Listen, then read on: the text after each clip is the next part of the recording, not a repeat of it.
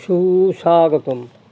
বন সৃজন সপ্তাহ পরিবেশের ভারসাম্য রক্ষা এবং সবুজায়নের উদ্দেশ্যে প্রতি বছর সরকারি ও বেসরকারি উদ্যোগে পালিত একটি বৃক্ষরোপণ কর্মসূচি।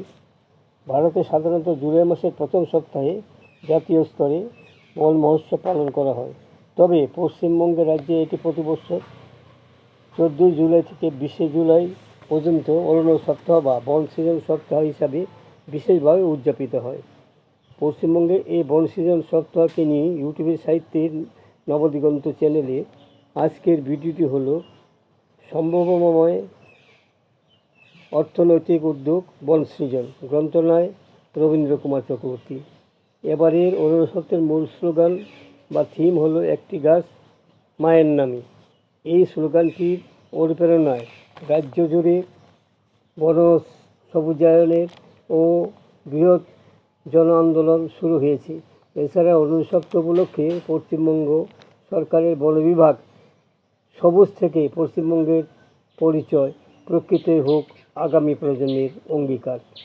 পরিবেশ রক্ষা ও সবুজায়নের এই বৃহৎ জন আন্দোলন রাজ্য জুড়ে 1.1 কোটি অর্থাৎ 1,10,00,000 চারা রোপণ করার লক্ষ্যমাত্রা নেওয়া হয়েছে।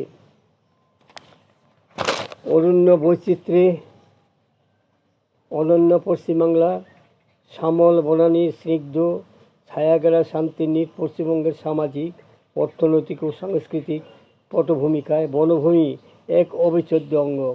পশ্চিমবঙ্গের উত্তরে রয়েছে সুউচ্চ হিমালয় পর্বতের পাদদেশে বিশাল বনভূমি অর্থাৎ তরাই ও ডুয়ার্স অঞ্চল, এবং দক্ষিণে সাগর বেলায় সুন্দরবনের গভীর বনভূমি ও দক্ষিণ পশ্চিমাংশে রাঢ় বাংলার শাল, সেগুন, মহুয়া, কৃষ্ণচূড়া, তাল, তমাল, পিয়ালের অনার্দ্র পর্ণমোচী অরণ্য।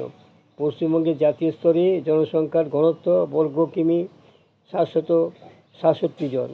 ভৌগোলিক আয়তনের মাত্র 2.7% হলেও 8.1% জনগোষ্ঠীর বাস এই দেশে।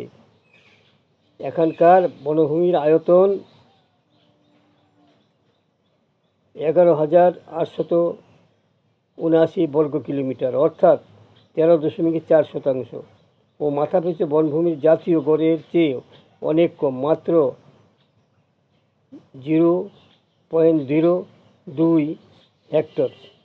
জাতীয় অর্থনীতির প্রথম লক্ষ্য দেশের ভৌগোলিক আয়তনের অন্তত 1/3 বনভূমি রূপান্তরিত করা, সেই সঙ্গে বনভূমির উৎকর্ষতা ও উৎপাদনশীলতা বাড়ানো।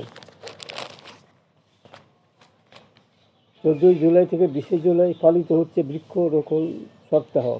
একটি গাছ মায়ের নামে উদ্যোগে আসুন সবাই মিলে অন্তত একটি করে গাছ লাগাই।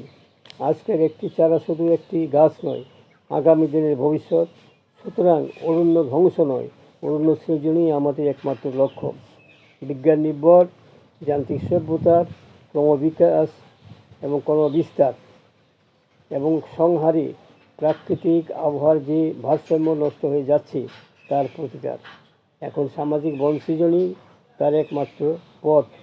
বন সৃজনই সেই শুভবোধের আনন্দময় প্রকাশ। বন্ধুগণ, আমার এই সংক্ষিপ্ত ভিডিওখানি এখানে শেষ হলো।